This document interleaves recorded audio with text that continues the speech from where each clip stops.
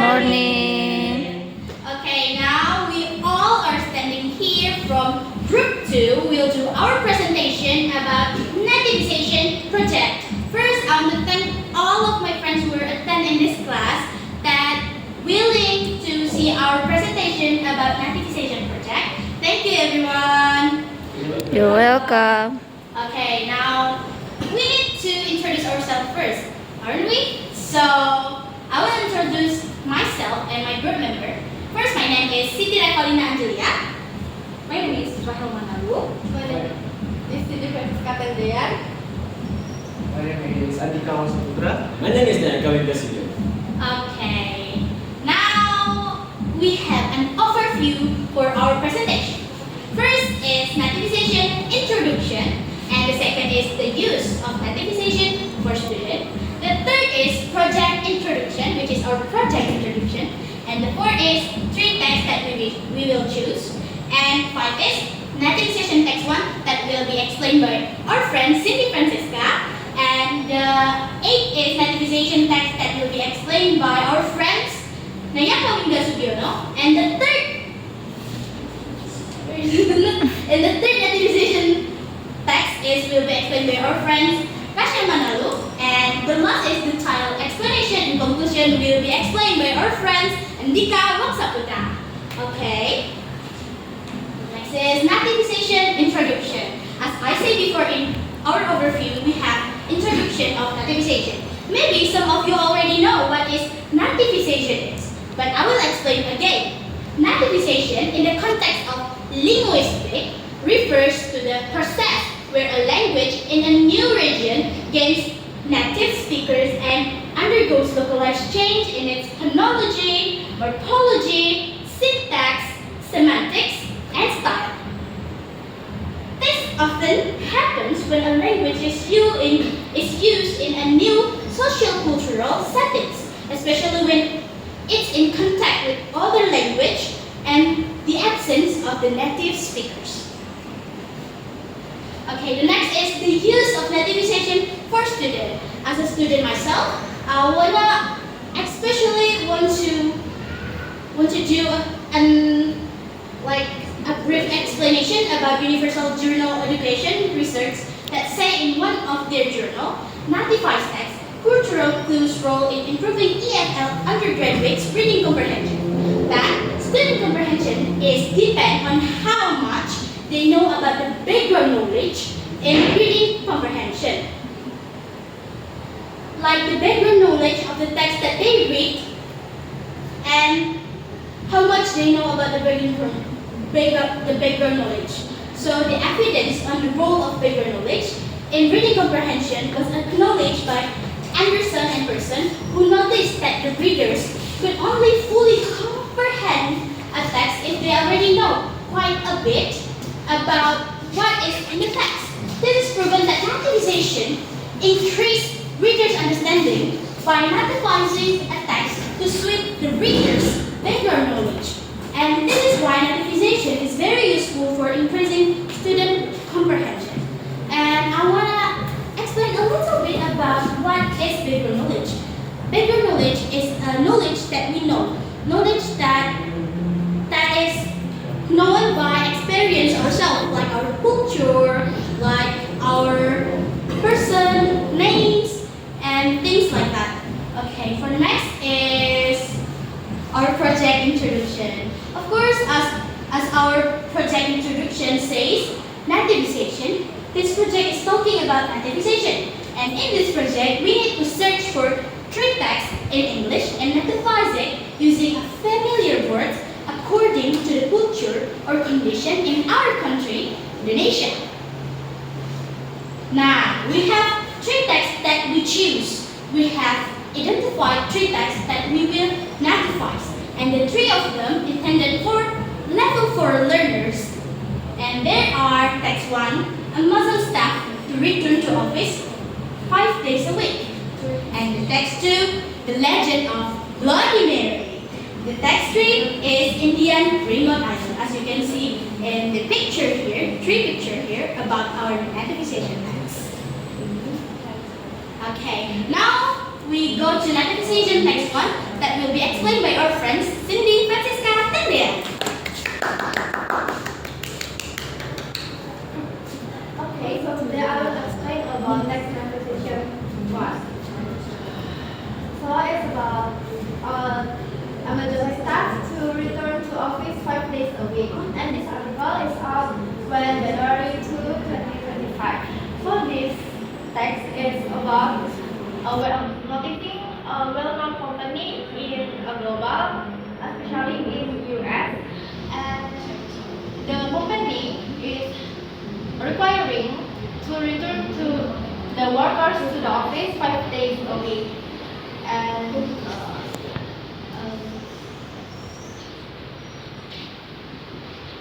adapted to the Borneo Mart staff to return to office 5 days a week.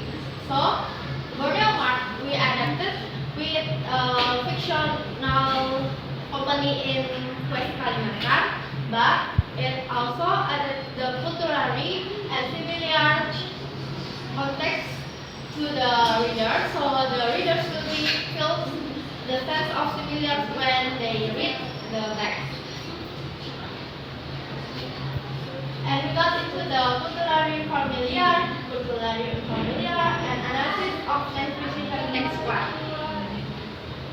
So we will discuss about aspect, original text, Nativization text, analysis, change type, and description. So not only the Nativization word, but also the change type and the description. So the change type is textual and contextual. The textual is more focused to language, idioms, and also sentence structure, and the contextual focus to cultural and also the situation and the settings. For the first is company. The original text is Amazon, and we added to the Borneo Mart. We replaced with a local company to make the contents more familiar to the Indonesian readers.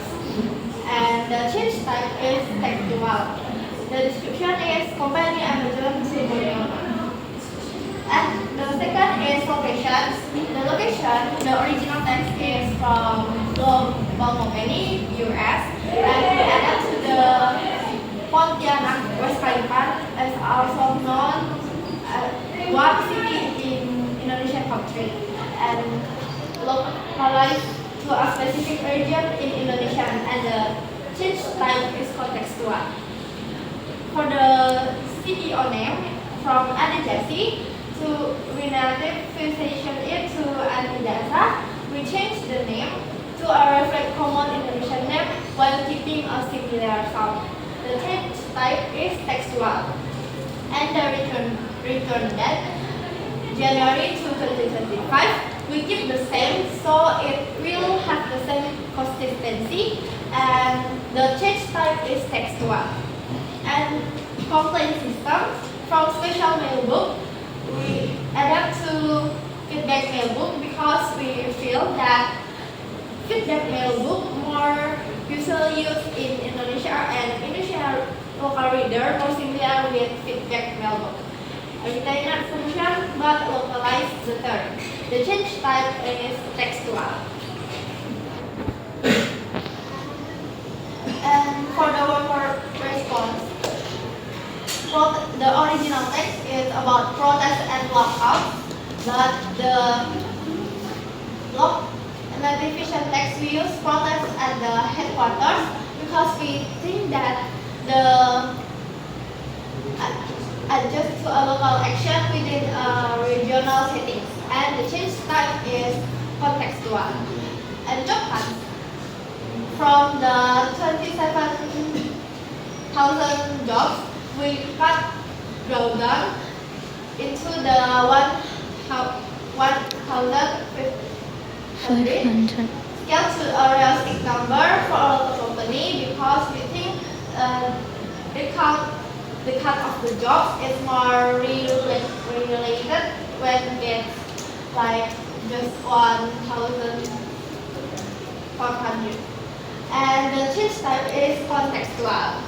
And for the last aspect, it's about the worker concerns. The original text is focused but we make the Nativization to cause of promoting raising full price, and it made more specific and relevant to local economic conditions. And the change type is contextual. So this text is not just only translations to the local readers, but also we add some culture and some settings that have the good similar culture with Indonesia. So maybe I will add some little detailed explanation about text that my friend previously explained before. So for the textual, it identifies version will modify name, locations, and figures to reflect an Indonesian context, while keeping the structure and the sequence of events similar to original. For example, Amazon becomes Borneo Mart and Central or US reference are changed to Pontianak. We also know that the location, we also changed from US to Pontianak, and the CEO company, we have the original text is Andi JC to Andi Jasa. For the contextually, the adaptation reflects similar workplace dynamics in Indonesia, where post-pandemic work transitions, cost of commuting, and job security are also major concerns. The protest and breaks mechanism mirror real possibilities in local corporate environments.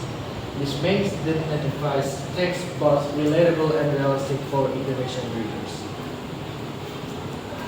So we have a Nativization text 2 that will be explained by Nayaka and Sugiono. Thank you. So today I'm going to present about Nativization text, the legend of Bloody Mary. This is the date of the text. So as you can see, Bloody Mary is a well-known ghost legend in many English-speaking countries. According to the story, if you go into a dark bathroom at night, stand in front of the mirror and say Bloody Mary 3 times, a ghostly woman might appear. People describe her as having a pale face, long black hair, and blood around her eyes. Some person says she screams at you, ah, like that. Others say that she pulls you into a mirror. So it is believed that she was a woman who died in a tragic accident or was wrongly accused of something terrible in the past. Many children and teenagers share this story as sleepovers or do scary storytelling at night. Even though it is a legend, the idea of summoning a ghost in a mirror still frightens many people. So, next. So this is the Nativization version. We're using kuntilanak from West Kalimantan. In West Kalimantan, there is a famous ghost called the kuntilanak. It is said to be the spirit of a woman who died while pregnant. Yeah, it's very scary. People believe her soul become restless because of the pain and sadness she experienced. The kuntilanak is often described as a woman wearing a long white dress with massive long black hair and a creepy laugh that sends you just like that. Some say she appears near banana trees, in empty houses, or even in mirrors, especially when someone calls her name or disrupts her place. So the legend of kuntilanak is well known across Indonesia, but in West Kalimantan it's even stronger because of many stories passed down through generations. Next. Culturally unfamiliar, and analysis textual and contextual of Nativization text. So here's the aspect. We're using ghost name Bloody Mary. We change it into kuntilanak. Replace with the name of a local ghost that is more familiar to Indonesian reader. Change type is textual and description is ghost name. We change it. In the 2 is setting. In the original text, Bloody Mary is appearing in dark bathroom mirror. While in Nativization, we change it into near banana trees, empty houses, and mirrors. This is contextualized to common locations in Indonesia. And location? Alright, there's something wrong here, but pale face is there is her feature, the ghost feature, like pale face, long black hair, blood around her eyes, long white dress, messy black hair, and creepy laugh. The visual remains spooky but are adapted to local horror imagery. Next. And this is the cultural function, shared during sleepovers, carries storytelling. told across generation fear in daily life. That is very familiar to us. Similar function as a spiritual but broader context. And then how to summon Saint 3 times in front of mirror. Well, in Nativization text, we use call her name and disturb her place. The summon mechanism differ according to local traditions. Emotional impact, in the original text, there's a mention about fear, curiosity, challenge among friends. While in Nativization, we're using fear, cultural respect, and avoidance. The emotional impression is deeper because it is related to beliefs and customs. Well, in gender representation, Bloody Mary is a woman wronged or tragically died, while Kuntilanak is a woman who died while pregnant. So both legends represent the suffering of women in culture. Next. So for the detailed explanation that I've already heard before, this Nativization version, the ghost story replaces names, settings, and also the culture-specific elements to better resonate with Indonesian audience. While Bloody Mary relies on Western neo folklore and challenge-based harmony, Kuntilanak uses a natural and familiar environment like banana trees or abandoned house, making the story more believable and relatable to local readers. Both stories follow a suspenseful and oral style narrative that targets youth and community storytelling. Contextually, Nativizations adapt the ghost rates, cultural values, and fear dynamics. The Kuntilanak reflects deeper spiritual and emotional aspect of Indonesian beliefs about death, motherhood, and restless spirits. Despite the localization, both maintain the function of warning, thrilling, and reinforcing cultural norms, making the native side version feel both authentic and relevant. So that is for my material. The next is Nativization text 3 represented by Revalina. Okay, now I will explain about Nativization text. The third Nativization text is Indian remote island. We choose this news from breaking news English website.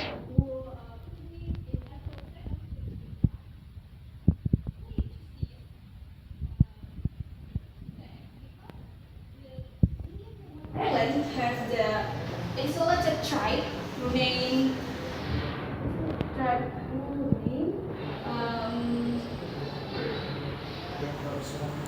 Sentinelist people who live in the island North Sentinel, and we interest because we have the little bit similar in Indonesian tribe who known as Dayak tribe, who have the isolated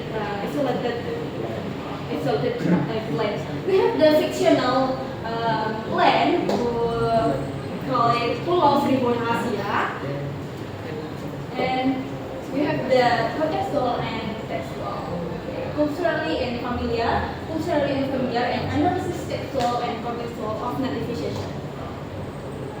The first is aspect. We have the Nativization country like India. We have many activity sites in Indonesia.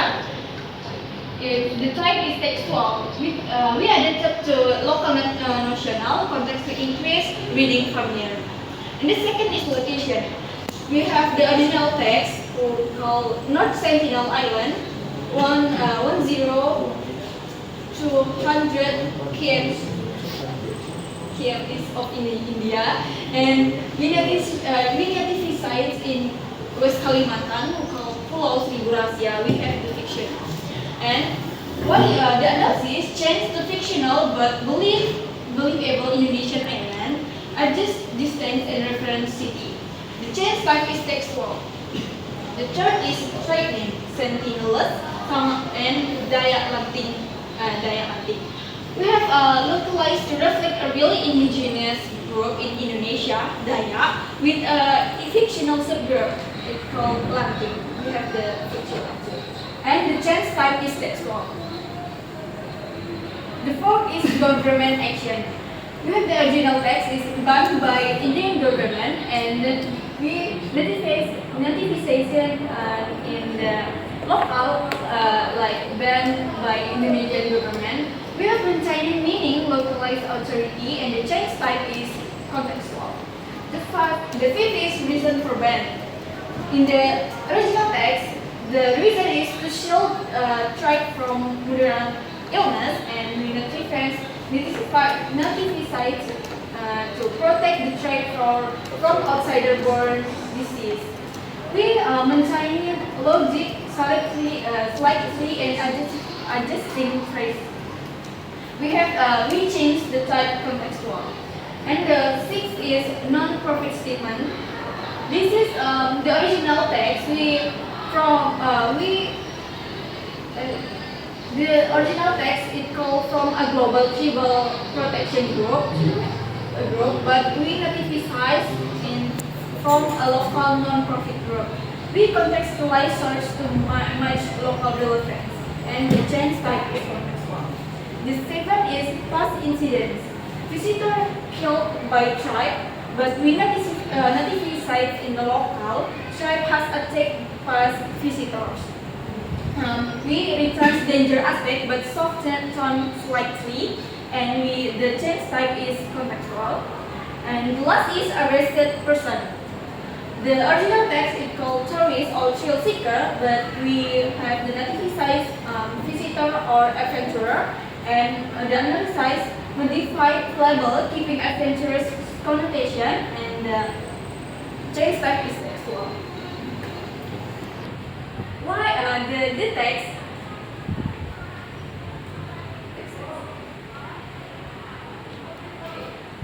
This text fits in 9th grade junior high school or 10th grade senior high school. Why it fits for the 9th and 10th grade? Because we have the simple sentence and sentence structure that an intermediate level that be able to comprehend by them. How about the text 2 and text 1? Yeah, we have the same level for the 9 and 10 grade for the 9 and 10 grade student that can comprehension by them.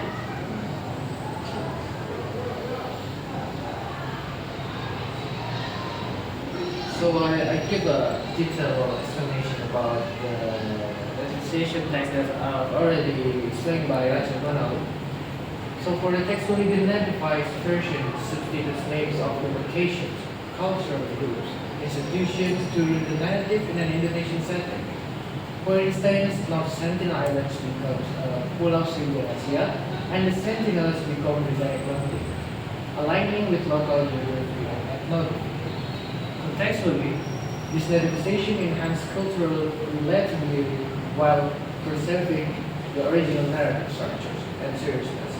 The use of Pontianak as a geographical anchor and reference to Indonesian socio-political norms, like bans by the Indonesian government, the levels on local non-profits, ensure the adaptations resonate with Indonesian readers. So we've reached at the conclusion. After we saw and hear the explanation about the text 1, text 2, and 3, nativization in our view is a linguistic and multidimensional process that involves both textual and contextual to make a language or a story content more relatable and meaningful to new social and cultural settings. This is clearly demonstrated in 3 adapted texts, where the structural elements like names, location, organizations, and expression are replaced with an Indonesian equivalent to maintain narrative clarity while aligning with local realities. For example, the first text we have Amazon becomes a Borneo mark, Bloody Mary becomes a Kuntilanak, and then the North Sentinel Island localized as a Pulau Sugiono. Despite these modifications, the core meanings and functions of the original text whether to inform, entertain, or warn are perceived. Through this process, nativization ensures that foreign narratives are not just translated, but transformation into culturally resonant versions that speak to the values, views, and experience of the local audience. So, No, wait.